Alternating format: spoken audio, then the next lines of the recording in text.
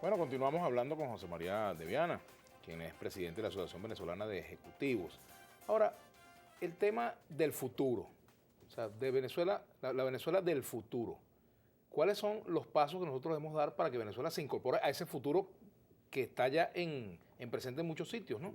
Me refiero al punto de vista de la innovación, en cuanto a que las universidades, por ejemplo, estén realmente imbricadas con lo que está pasando no solamente en Venezuela, sino con lo que el Estado está planificando, que el Estado y las universidades puedan, digamos, un poco quebrar el hielo de la desconfianza y trabajar juntos en esa dirección. ¿Cómo hacer para adaptar la educación a ese nuevo venezolano que debe nacer pensando en competir, en involucrarse en estas nuevas tendencias, ¿no? Así. Bueno, fíjate, Vladimir, hay una parte que no depende de nosotros, que no está en nuestro control, que es muy importante, que es la alta dirección política del país. Los que la detentan hoy, los que quieren tenerla, entiendan y lo manifiesten, que por donde el camino que vamos no vamos bien.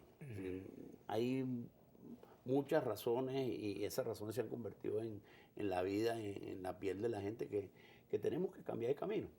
Eso ya pasó Y en de China. conversación también, ¿no? Claro, Primero para poder cambiar de camino. claro, cuando... ¿Estamos hablando de lo que no es o no estamos hablando de lo que es? Sí, entonces, claro, entonces podemos hablar de un país distinto. Yo creo que el país tiene un momento grave que necesita ayuda. Eso ya ha pasado antes, y ayer lo comentábamos, pasó en China, pasó en Vietnam. Vietnam es un país que tenía unas heridas terribles con los Estados Unidos y tenía razones para hacerlo. Pero un buen día dijo, mire, ¿sabe qué? Mi gente no está comiendo bien y no estamos produciendo adecuadamente. Vamos a comenzar una serie de... Y te quería, por ejemplo, una cosa que yo descubrí. Los vietnamitas en Estados Unidos estudiando en las escuelas de ciencia e ingeniería son más que todos los latinoamericanos que están estudiando en los Estados Unidos. Los vietnamitas, que es un país pobre, sigue siendo pobre, está saliendo de la pobreza. Un país pobre. Sí, y tú me dices, bueno, ¿y cómo es posible que Vietnam, los niños de Vietnam, los estudiantes de Vietnam vayan a ver? Bueno, porque el Estado de Vietnam, que continúa en su constitución, declarado como comunista, entiende que en la ciencia y la tecnología está el futuro de su economía. Ellos quieren pasar de una economía limitada a una economía próspera, igual que la de sus vecinos. Y en esa economía próspera tiene que formar una nueva generación de científicos de altísima calidad. Entonces, bueno, y las universidades de altísima calidad están en los Estados Unidos de Norteamérica. Eso no quiere decir que se aman, que hacen declaraciones, no, pero en forma pragmática están formando, hablo de cientos de miles de muchachos estudiando en esas universidades. Entonces, hay un primer punto que es ese. Una vez que, ¿por qué? Bueno, porque en el camino que estamos hay restricciones para que la innovación y la tecnología entre en el mundo de la producción. El primer problema que tenemos es que nuestro sistema de producción, nuestra industria, nuestros sistemas de servicios públicos han venido entrando en un proceso de retraso. Es decir, en Venezuela, la segunda revolución industrial nunca se completó, nunca tuvimos una parte industrial importante. Lo que está pasando en la tercera revolución industrial es que está floreciendo un parque industrial que tiene que estar orientado necesariamente hacia los mercados internacionales y que venga a ayudar al petróleo en la labor que han venido haciendo, que es soportando el desarrollo de Venezuela, pero con mucho más riqueza. Una vez que tú tienes esa imagen de país próspero que estamos hablando de un país con los niveles de ingreso per cápita que tiene hoy en día Corea del Sur o tú de ahí en adelante te pones de acuerdo en el cómo, porque como dijimos antes, no es una definición ideológica, sino que es una definición pragmática y que está asociada a facilitar a los talentos a trabajar muy ligado a la industria. Ayer decíamos que la innovación no ocurre dentro de un laboratorio, la innovación ocurre produciendo. Si usted está produciendo vehículos, usted aprende a producir vehículos. Ahora, si usted importa todos los vehículos que va a utilizar el país, usted no puede aprender de los vehículos importados cómo se producen. Ahora, si usted produce solamente para el mercado venezolano, usted está aprendiendo una cosa, pero si usted tiene que vender ese mismo vehículo en Colombia o en Brasil o en el mercado asiático, usted se le presenta un problema, tiene que hacerlo bien.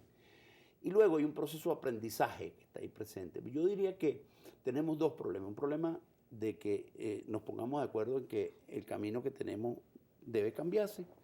Y la segunda es que nos pongamos de acuerdo que el país, ese que queremos, que es de prosperidad, está basado en las reglas del esfuerzo de las personas, en que el Estado haga su papel, pero que deje a los privados también que haga el suyo. Tú hablabas ayer de un ejemplo, ponías un ejemplo, que es el ejemplo del avión, ¿no? Sí. Lo complejo de hacer un avión. Un 787. ¿No? Un 787 que además es un avión Muy que tiene sofisticado. no solamente niveles altísimos de sofisticación, sino de participación de distintos países en su elaboración, que no es que un solo país hace todo el avión. No. O sea, nosotros no tenemos por qué hacer un avión, pero sí podemos especializarnos en una parte del avión, por ejemplo. Exactamente. Es que O incluso hay algunos bienes de la modernidad. Concretamente estamos hablando de los aviones, el 787, que es de la última generación de aviones. La complejidad de cada uno de sus componentes ha hecho que tengan que participar 10 países distintos y cerca de 50 empresas por todo el mundo. Usted dice, ¿cómo hace para participar una empresa italiana? Bueno, esa empresa italiana se ha venido especializando en eso, porque ahí entran temas de metalurgia, entran problemas de electrónica, entran problemas de manejo de plásticos especiales, entran manejo de confort. Los que hacen las butacas no son lo mismo. Para llegar a que una empresa importante, que es la Boeing, diga, mire, ¿sabe qué? Si yo quiero hacer el mejor avión del mundo, yo necesito utilizar la participación de... Y ahí es muy interesante ver el mapa, porque los motores son fabricados en un sitio, pero hay participación de empresas de Corea, ¿cómo esas empresas llegaron allí? Tú puedes decir, bueno, debe ser que esos son una macolla de gente que se puso de acuerdo. Oye, no, realmente la cosa es un poquito más complicada. Hay unas empresas que a lo largo del tiempo lo están haciendo tan bien que nadie les puede quitar la calidad y la productividad que consiguen hace que los precios también sean los más bajos. Entonces estamos hablando de un bien que vale 200 millones de dólares.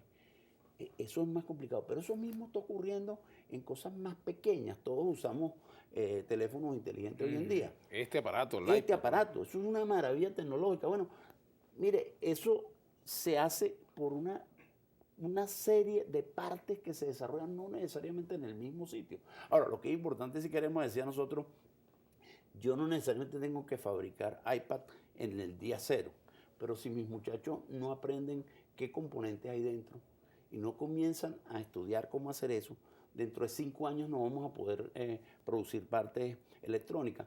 Poníamos un ejemplo, no sé si tú recuerdas el caso de Costa Rica. Casi la mitad de las exportaciones de Costa Rica son de elementos electrónicos. Y usted puede decir, bueno, ¿qué tiene que ver Costa Rica con el? Bueno, hace 10 años la presidencia de la República impuso una línea de crecer en la creación de componentes electrónicos. Y después que usted entra en esa línea, la lucha de innovación y de mantenerse al día es tremenda. Pero eso permite que la mitad de las exportaciones en valor económico de ese país estén montados sobre productos de alta sofisticación. Tenemos que hacer una pausa. Al retorno me gustaría hablar de un tema académico. ¿En Venezuela hay algún lugar, alguna universidad donde se estudia innovación? Vamos a hacer una pausa. Ya venimos con José María de Viana, presidente de la Asociación Venezolana de Ejecutivos.